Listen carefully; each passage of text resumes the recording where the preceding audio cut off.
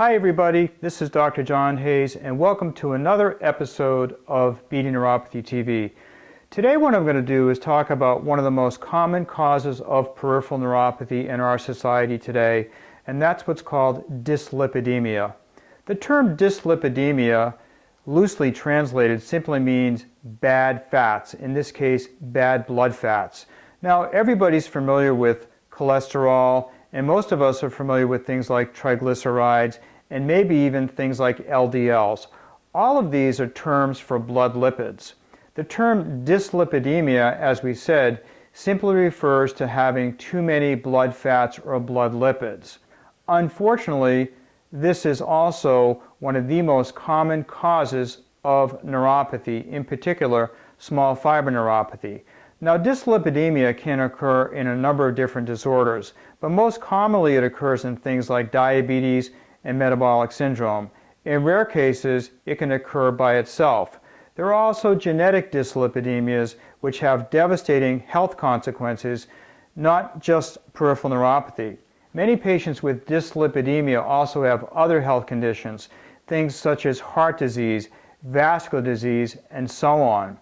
Unfortunately, the traditional medical approach to dyslipidemia actually causes many cases of peripheral neuropathy, and this is treatment of dyslipidemia with statin medication alone. The negative effects of statin medication are well known, but as you may suspect, they're not well advertised.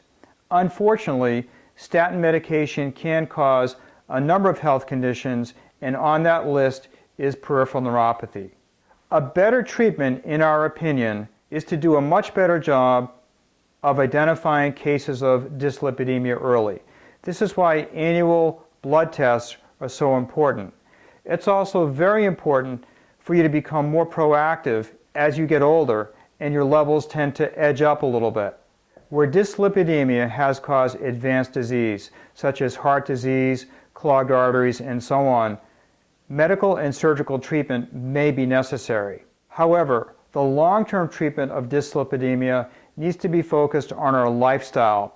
The lifestyle in particular revolves around our dietary habits.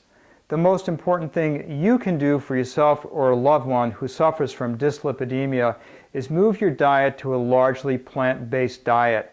We strongly recommend the first thing you do is eliminate dairy and dairy products. It's also very important to understand as you make your dietary shifts that not all fats are bad. In fact, some fats can actually be good. Good fats are contained in things like wild fish and nuts. Olive oil is another source of essential fatty acids which can actually be very good for us. Early on, dyslipidemia may be treated by diet alone. For more information about lifestyle changes that you can start today, be sure to join us every day on Facebook.com Beating Neuropathy. Also, you'll find lots more information regarding diet, dyslipidemia, and metabolic syndrome in our article library as well as our weekly radio shows. Once again, thanks for watching and tune in for next week's episode of Beating Neuropathy TV.